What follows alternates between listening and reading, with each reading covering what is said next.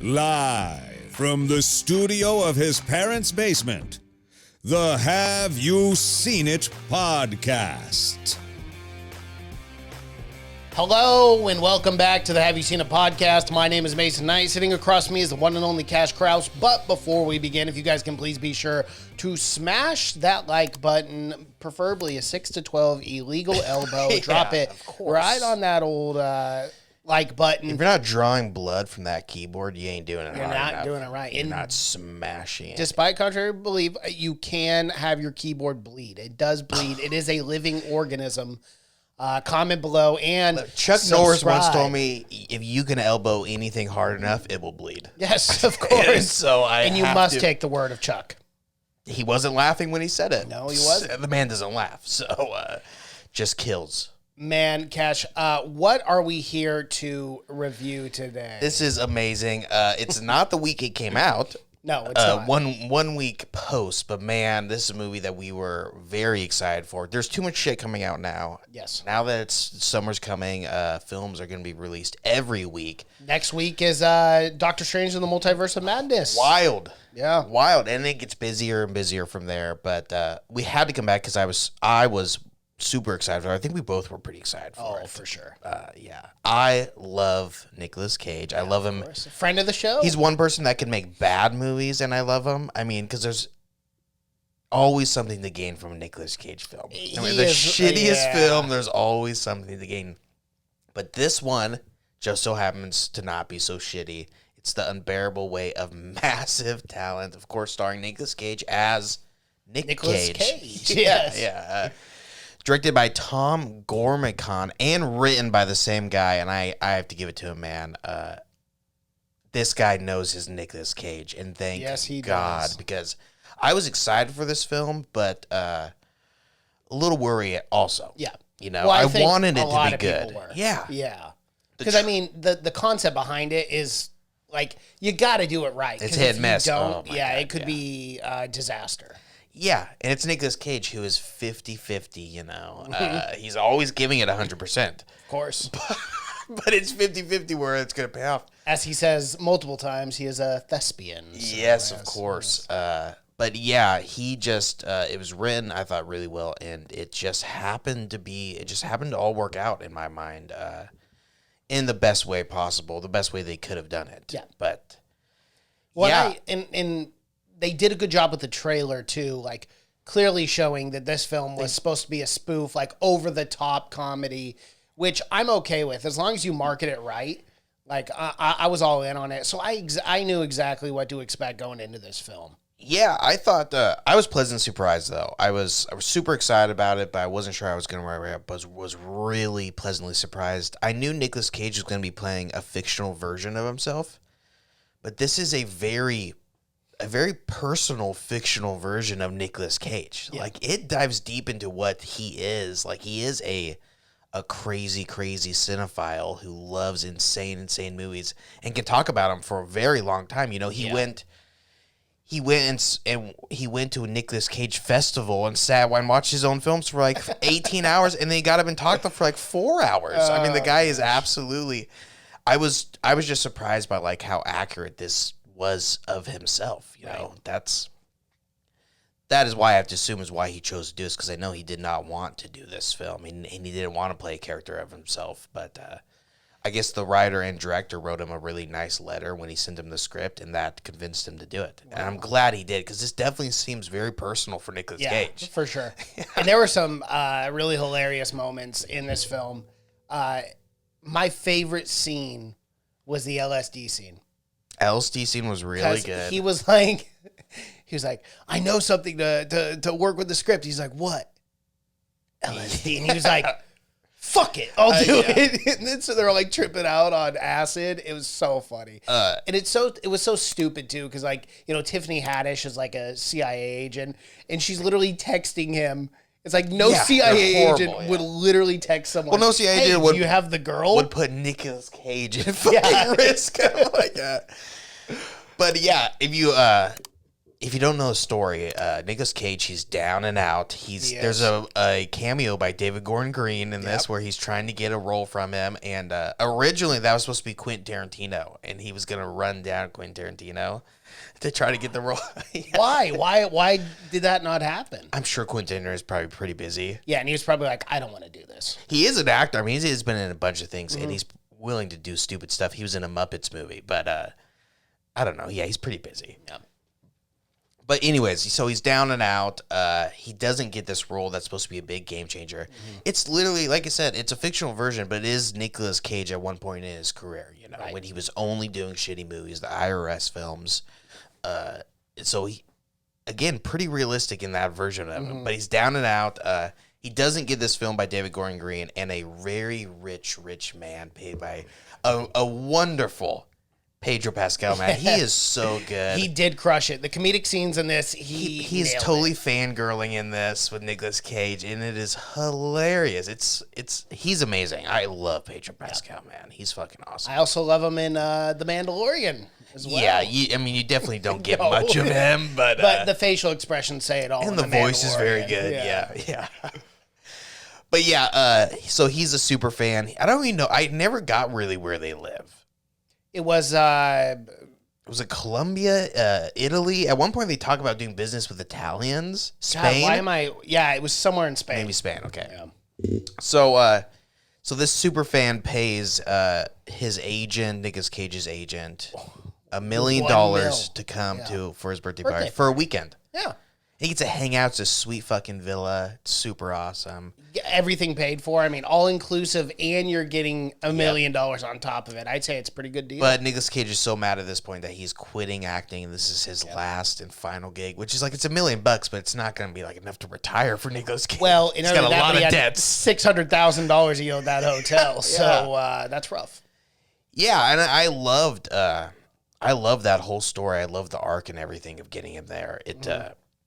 Again, I thought it could have been like, the writing could have been way goofier and cheesier, but it was pretty well thought out and well written to get him to the place. Because at first, they're playing it off very well. Like he's like, I don't know the fucking way I'm gonna go to some guy's birthday party. He's probably a serial killer for $1 million. Or he wants me to watch me fuck his wife. So funny. He's like, I am Javier. Like, look, right off the bat, that was perfect. But one thing I love that they did not give away in the trailer at all, and maybe my favorite aspect of the whole thing, which I did not think was going to play out at first, was Nicolas Cage and Nicky Cage, his younger version. Bro, that was so funny. Funny was that? Because at first it's kind of cheesy, de-aging CGI. I'm like, how is this going to work? But man, it fucking... Because the whole time you're like, there's two versions of Nicolas Cage. Obviously, we all know. Right. There's the thespian Nicolas Cage. Yes, he's an Oscar award-winning actor. He's in amazing stuff.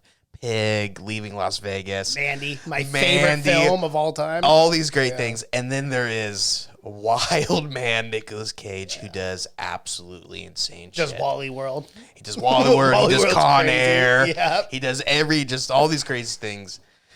So this movie does a great job because it gives you a little bit of both.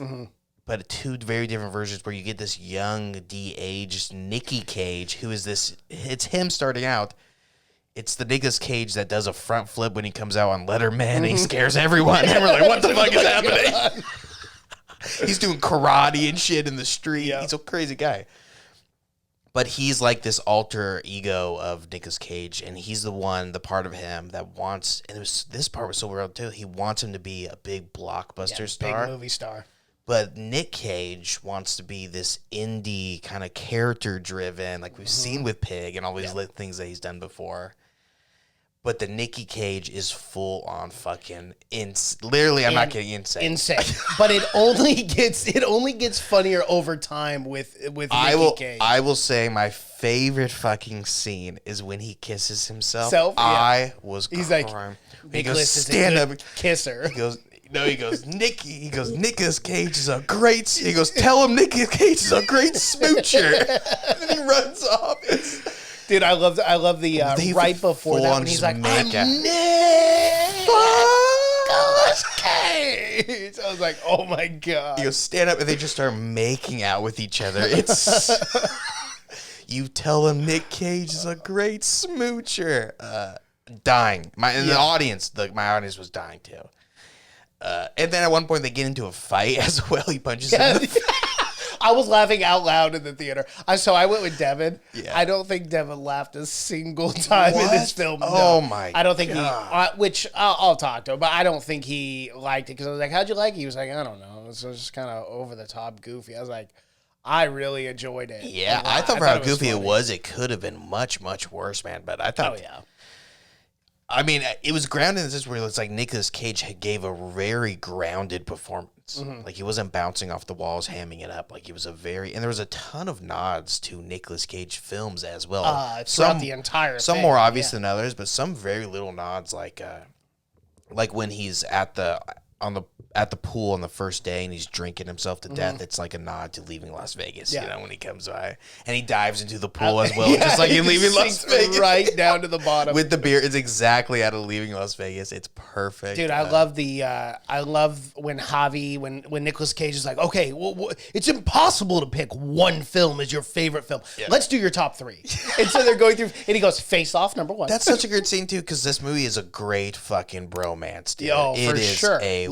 No one's falling in love with anyone besides Javi and Nicolas Cage. I mean, it is but that's a great scene when Javi's kind of got to get the juices back into him, and he does the whole thing where they go off to the cliff, and he's like, the dictator, he's coming. I'm in love with I'm in love with his daughter or whatever. They jump off. He goes, oh fuck! Yeah, I didn't know that was a cliff. We could have died. Yeah, but I like you said, I love the whole scene of.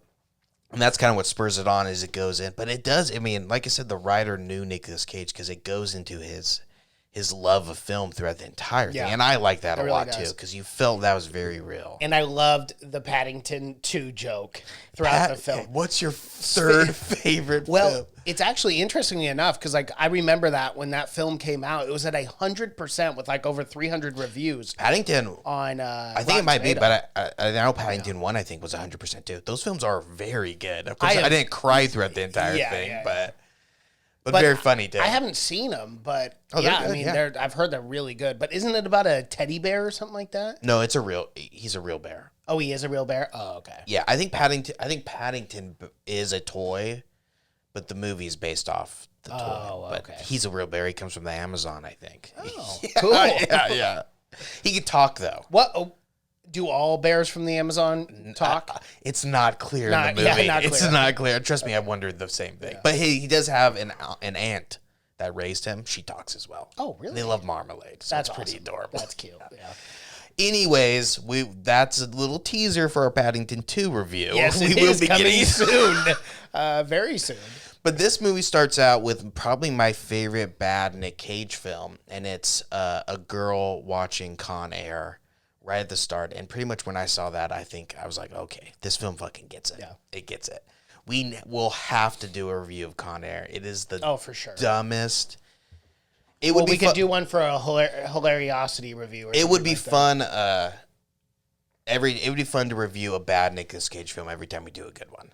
I'm cool with that. Just so we could get those two versions of. So maybe sometime in the near future we have to Con Air, because I think that's a great jumping off point of because there's a ton of famous people in Con Air, but it's insane. Yeah, it's convicts on a plane, which hence Con Air. You've heard of snakes on a plane. I have heard of snakes on the plane. Now, little more imagine than convicts. Yeah, yeah, it's a great fucking movie though.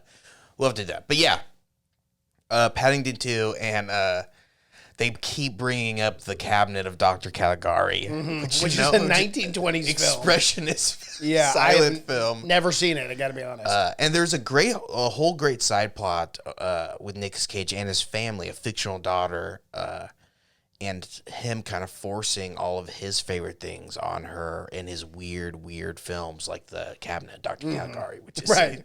I love that scene too. He's like, yeah, I guess she's mad when he's bringing her home back to the ex-wife. He's like, yeah, I guess she's mad at me. And she's like, well, why? Well, we were just watching a movie. She's like, oh, well, what movie? And he basically says, the Cabinet of Dr. Caligari. And She's like, I wonder why a 16-year-old would be mad at you sitting her for 2.5 hours watching this film. And then he just monologues about the film, about what's great about it. Dude, we got to talk about it, though. When he goes and he's looking to be in that film with Gordon Green or whatever, and he's like, no, I don't need to read. He goes, no, you don't need to read. He goes, no, I don't need. And then he slams the door and he goes, no, I'm reading. And then he does the scene. The guy just goes. The Boston accent, yeah. And then that it comes into play again later on. I love the scene, though, when they go into the fan room of Nicolas Cage. He's got all the weirdest shit. At this time, they think the glass, or not the glass, but the mirror wall is going to have the... Spoiler alert, Javi ends up being like a drug or arms dealer. You're right. Well, the cousin of an arms dealer that's running. So he's like the face of it. But really, he's like the biggest dork. He doesn't do anything. Yeah. And I love that because it gets like real serious. And Javi's like, it'll never change. Once you walk through these doors, your opinion of me and our friendship, everything changes. Yes. And so you think like obviously the girl's gonna be in there, and then he's gonna tell him, "Hey, I kidnapped the girl." That scene is so well done too. It's very fucking dramatic. Yeah, because he's like, "Just open the door, Javi." It's so. Well, remember, he's just doing it's like a mirror. It's like a mirror. Yeah. It's like a mirror door. It's so weird. Yeah. And they go in, and it's just like a very weird. It's like an altar to Nicolas Cage. When I love the chainsaw from Mandy, and when they said Mandy, and they go, Mandy's a masterpiece. That's another thing where I'm like, this guy fucking gets it. Yeah. Like this director fucking knows. He knows the good, but he knows the good Nicolas Cage movies, and he knows the bad ones too. But man, and they brought it up a couple times, Mandy too. Oh, for sure, because he has the axe too. They walk right past the axe. They don't talk about it, but well, there was a lot of shit in that prop room. Oh yeah, obviously, but I love the guns from Face Off. But I love that too. It's so funny because he's like, who made this grotesque? The prop department killed with that. Yeah. It is like so off. And then I'll give you 20,000. Like he's so bad with his money. Yeah, he's like, how much did you pay for that? He goes, about 6,000. He goes, I'll give you 20,000. 4 times the amount. So fucking funny. Yeah, he goes, I'm sorry, Nick Cage. This is not for sale. Oh, it was heartbreaking. It was heartbreaking to see Nicolas Cage think that Javi was a bad guy. Yeah. I think that he had to turn on him for the CIA. The CIA at one point asked him to kill Javi. Yeah, to kill him. Yeah, and they're like, do you have any guns? Yeah. I love the security scene, too, where he's like, I think I touched my forehead. They're like, did you touch your forehead? He goes, I definitely touched my forehead. Yeah. And then she goes, it's so funny. She passes out. She goes, action. And he pops up and she goes, damn, I told you he was a trained actor. It's so stupid. Like that was I was literally laughing out loud. I told you he was a trained actor. Yeah. Oh gosh. Yeah, some intense scenes at some point too, especially with the bad guy, Javi's cousin. Good actor though. Yeah, that guy had a little crazy eye in him. Kind of made me off-putting. Probably my biggest complaint, and it almost worked out because it was very meta, and they even talked about it. But the third act does kind of devolve into a standard action film. Mm-hmm. But the whole time, it really works out because the whole time Nicolas Cage and Javi end up writing a script together, and they even talk about it. They're like, at one point, their friendship is really in tatters, and they're like, and Javi comes up to him and he's like, so I guess we will do the kidnapping plot. He's like, it will just become a standard action film. They're like, yep, I guess so. They're so sad about it. When they're both like staring at each other and they go, I guess we will leave to finish this off. Yeah. I guess we will. Maybe we'll go to the cliffs and finally finish that ending. I guess so. It's very sad. It's heartbreaking at a point. Yeah. But it's also hilarious. Because you just want these two guys to be best friends, and you want them to write movies together and have just a great life together. And I love it too. I love when Javi jumps out of the Jeep and he goes, no, this is something I have to do. He goes, I have to stand up to my cousin because who will I be if I don't? And he goes, okay. No, he does the the bow. Yeah, the karate bow. So great. Oh, Nicolas Cage. Yeah, he's just wonderful. He's very, very good in this. Yeah, the comedy worked for me because like it's so ridiculous, but they kept super serious throughout the film, like Pedro Pascal and Nick Cage. So Yeah, really did work. yeah. Like I said, Nick Cage, he kept it totally grounded, but he was definitely, he's always dedicated to the material. Yeah. But he was definitely like putting 100% into this for sure. And the face-off guns, they end up coming into play at some point. do Of at the course, end, they're yes. real guns. I love that But yeah. too, that he used the monologue from his read that he did in the beginning to the end towards the cousin. Shows you should have got the part. You should have got the part. Should have got the part, of course. But the acid scene, was definitely teased in the trailer, especially the wall scene. Yeah. But it goes on for much longer than you think, and it is very funny. It's so I laughed so ridiculous. hard when he drops him and it like zooms out. He's Zooms like out. falling down. But then it's like, then he just stares standing. And then fast forward, it's just like It's like a foot fall. And then they're just staring at each other. He's like, go! No, what was so much funnier to me about that scene was the two guys they thought were following following him them. before was so funny. He's like, whoa, you can't just look at him. Act natural. Laugh first. It's the scariest, like, Joker laugh. Yeah. And the And two then, guys like, are so scared. I know. Well, then they go, and they're two different guys, but they They're look sitting- similar. And they're both eating ice cream. Right around the wall. Yeah. It was funny. It was very... It was super funny. yeah. Stupid, but funny. Oh, yeah, I'm glad they had an acid scene in there. And he's like, you gotta drive. He's like, I can't drive. And he runs immediately. He hits that car. Well, somebody, he's like, I've seen you drive. Gone in 60 seconds. You did all your own stunts. He's like, That's I popped true. some good wheelies. He goes, yeah, you did. He goes, that's true, I did. Okay. And he immediately backs. Runs into the car, runs Almost into the hits bike. that lady. Yeah. Sideswipes the brick wall. I was like, oh my God. This is not going to end well for them. Yeah, I ended up enjoying it a lot more than I thought I was going to. Yeah. No, I thoroughly enjoyed this. I liked it a lot, and unfortunately, it's not doing very well at the box office, which sucks, man. Which is weird, though, because, you and I were talking about this before the podcast started. When me and Devin went to this at 9:30 in the movie parlor, it wasn't sold out, but there were a lot of people there. And then you said your theater, did pretty well. So I'm shocked to see that this has not made its money back opening weekend. Yeah, I'm hoping maybe the Wikipedia just isn't updated. I'm hoping it's going to do better this weekend with nothing really coming out this weekend before Doctor the Strange. big Doctor Strange.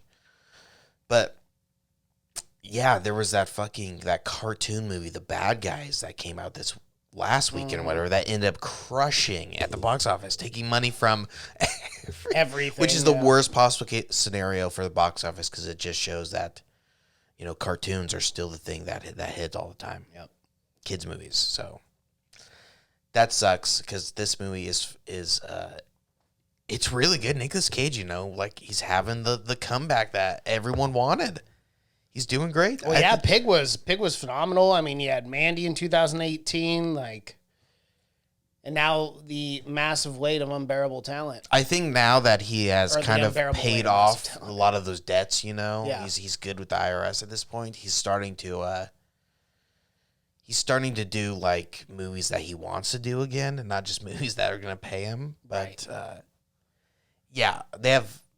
he did The Croods too. They even do have a Cruise 2. Yeah, I they had love a Cruise Cruise 2 2. reference. Yeah, the career slump between 89 That's and 94. hilarious. There's a Wikipedia part of his the career slump.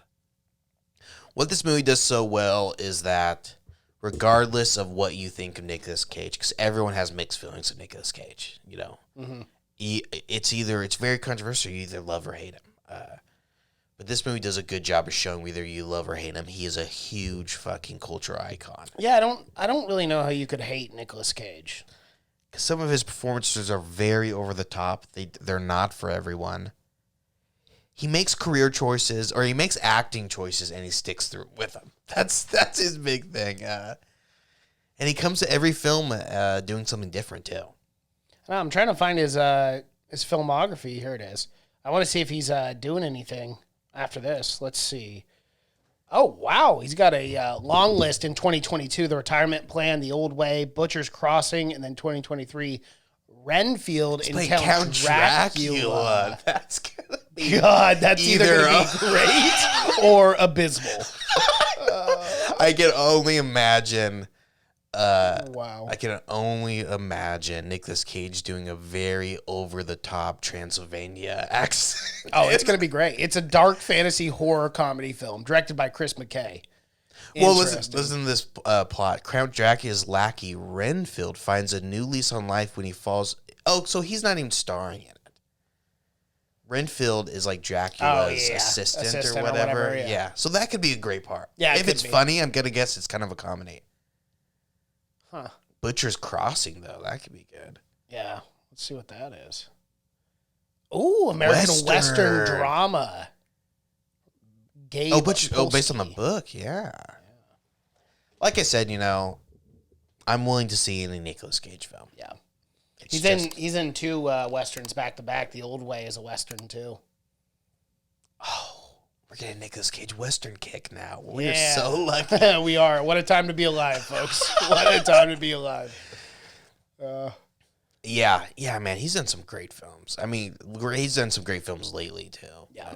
But, I recommend Mandy. Mandy is my favorite of his work. I recommend Mandy to everyone. Yeah. I mean, even if we're like just talking about movies, I'll be like, hey, have you seen Mandy? Now, we don't need to be talking about Nicolas Cage. I literally just recommended it on the Fight Companion last night. Yeah. I was like, guys, if you have not seen Mandy, if you have Shudder, if you have Shudder streaming, it's $4.99. It's on Shudder, but it's fucking worth it, dude. He's so good in that. Yeah, it's a perfect combination of crazy and grounded Nicolas Cage. And like, I feel more willing to like recommend that to everyone than a film like Pig. Because as much as I loved Pig, there are a lot of people who are like, I didn't get it. I didn't understand. It was boring. And I'm all people talk about is how the pig died. Yeah. That's all they can talk about. It, guys, it wasn't the point of the film, actually. No, not at all. It wasn't at all. Hey. Yeah, I can't. Oh, but for sure. But even Mandy is a wild, wild film that I get to see. A lot of people not enjoy. But I want people to see it regardless. If you hate it or love it, I still want you to see it because it is a wild experience. But I really enjoyed The Unbearable Weight of Massive Talent. I would definitely see it again, and I'm very happy I saw it in theaters. Would you recommend it, Mason? Oh, absolutely, yeah. No, I was laughing through the whole thing. I was probably laughing the most in the theater, and I hate being that guy, but I just found the film funny, and I was having a good time. I had a good crowd for sure, but better than I thought it was going to be. It's sitting at a really good review, too. It was at 100% on Rotten Tomatoes for a little bit. I think it's in the 80s now, high 80s, like 88 or 89 with well over 100 reviews, critic reviews. So yeah, I mean, that's just best case scenario for this film. I just wish certified fresh, 87% with 244 reviews. Same exact audience score too. That's just a solid film, guys. Yeah, that's all that is. For sure. That's awesome. All right. Well, anything else on The Unbearable Weight of Massive Talent? No, like I said, go and see it. If you're a Nicolas Cage fan, this is the film for you. The fandom of Nicolas Cage is all in this fucking film, so you really like it. Yeah, go and see it. That's Alrighty, well, be sure to smash that like button, comment below, subscribe to the channel, and hit that bell notification as we drop videos here every single day. Thank you so much for watching and listening. My name is Mason Knight. That is Cash Krause, and until next time. Bye.